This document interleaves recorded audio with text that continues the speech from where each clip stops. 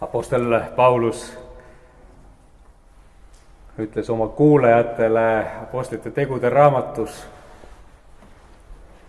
oma jutluse kokkuvõtteks: Jumal aga äratas ta surnuist üles, viidates Kristusele. Kui meie oleme ülestõusmise pühadest nädala jagu edasi liikunud, siis see on just selline paras aeg, kus mõne sellise keerulise juhtumi, kuriteo, surma puhul detektiivid võib-olla teevad esimesed kokkuvõtted ja ütlevad, et mis siis tegelikult juhtuda võis, esinevad esimesed teooriad, juhtniidid on välja nopitud. Jeesuse surma puhul muidugi tuleks uurida, mis tema hauas siis sai, mis juhtus surnukehaga, kas ülestõusmine tõesti aset leidis ja nõnda edasi. Üks minu suur lemmik detektiiv on inglise kirjaniku Chestertoni loodud tegelaskuju isa Brown, kes on katoliku preester, aga kes harrastuse korras tegeleb ka detektiivi tööga, uurib erinevaid kuritegusid, saab nendega päris hästi hakkama. Sellest on kirjutatud mitmeid lugusid Chestertoni poolt, aga hiljem on siis ka selle tegelaskuju põhjal loodud teleseriaal, mida praegugi võib meie kanalitel näha. Võiks öelda, et isa Brown on suur skeptik, et väga vastu igasugusele kergekäelisele siis usklikkusele või et kõik sellised kõige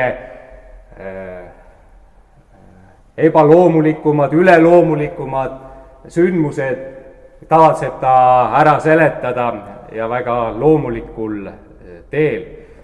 Ja ühtemoodi peab ta ebausuks nii usku erinevatesse esoteerilistesse, maagilistesse nähtustesse kui ka sellisesse väga tõsikindlasse teaduslikku lähenemisse.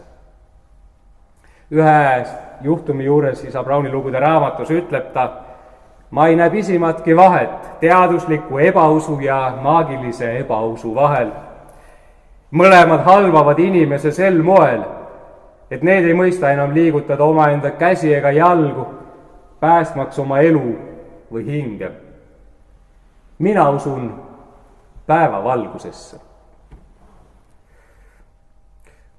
Nõnda võiksime ehk läheneda ka Kristuse ülestõusmissõnumile ja sündmusele. Mis on see valgus? See päevavalgus, mille valgel Kristuse ülestõusmise tõde jääb püsima. Ja mis on see tõde?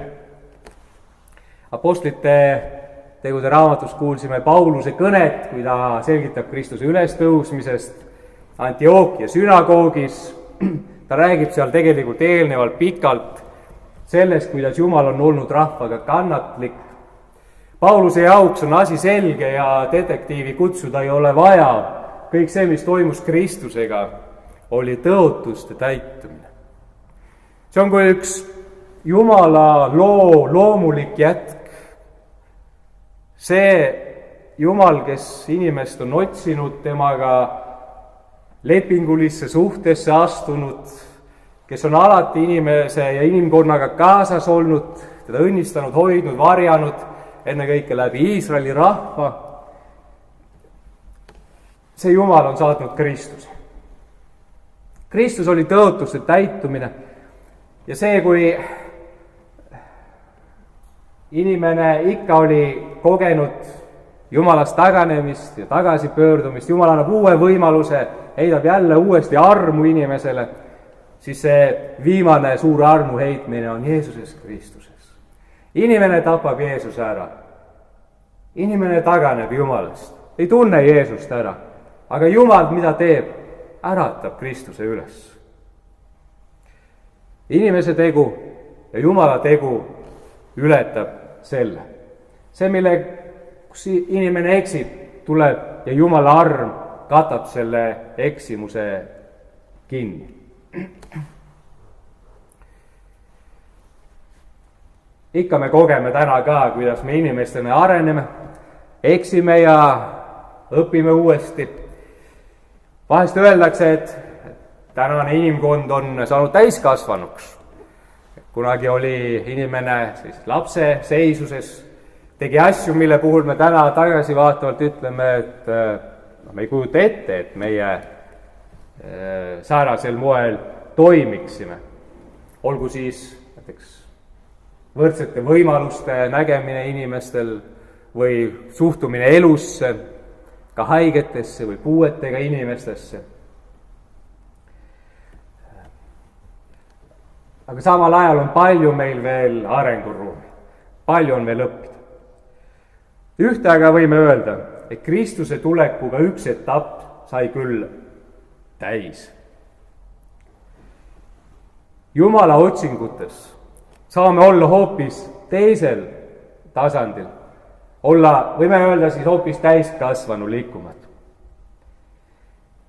Nõnda ehk võime tõlgendada seda Pauluse mõtet, et Kristuses on tõotused täidetud. Kunagi oli vaja anda seda piimatoitu usklikele inimestele, nii nagu väikestele lastele. Äsja sündinud laps ei kannata rammusat rooga ega kui ta ei suuda veel näridagi lõpuni. Aga ühel hetkel inimene ka usus kasvab sellisele tasandile, et ta suudab ka rammusat rooga vastu võtta, nii ka inimkonna. Nüüd on meie inimese ja Jumala vaheline suhe jõudnud teisele tasandile läbi Jeesuse Kristuse, läbi tema surma ja tema ülestõusmine. Jumal ei ole enam mõistetav kellegina, kelle juurde tuleb minna paljude ohvrite, ränkade katsumuste ja enesepiiramiste ja piinamiste, vaid Jumal on keegi, kes tuleb inimese juurde. Jumal on see, kes otsib inimest. Jumal on see, kes leiab inimest. Mitte inimene ei ole see, kes leiab Jumala. Jumal leiab inimese. Ja kui keegi on tundnud ära, et usk on tema jaoks kallis ja tähtis, siis ta võib öelda, et Jumal on tulnud tema juurde.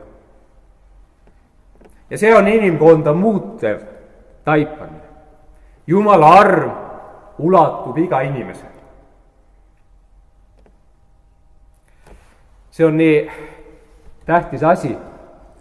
Ja Jumala jaoks ka nii lõpmata oluline asi inimesele selgeks teha. Et kui inimesed Jeesust mitte mõistes ta risti lõid, mitte teda ära tundes, nagu Paulus ütleb, siis Jumal äratab Jeesuse üles. Jumal ei vaata inimese rumaluse ega taipamatuse peale, vaid tuleb ja sekkub.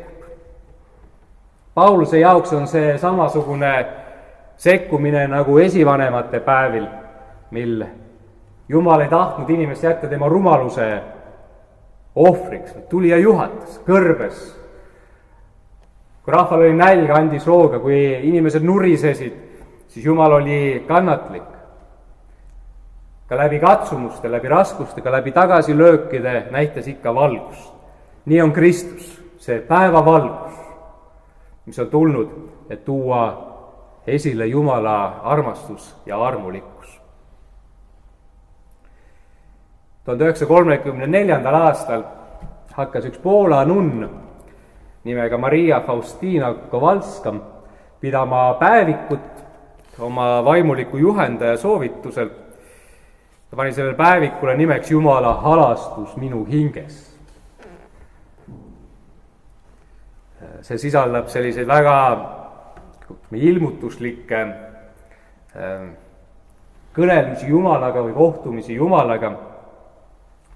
Ja muu hulgas sündis nende päeviku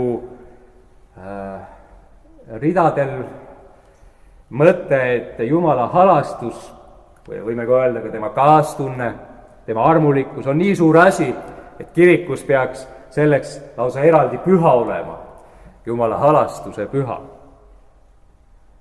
Ühes nägemuses soovitab Jeesus maalida Faustinal Jumala halastuse maal. ta kirjeldab milline see maailm peaks olema. Ja see maailm on ka olemas, see on väga kuulus selline ikoon, mis kujutab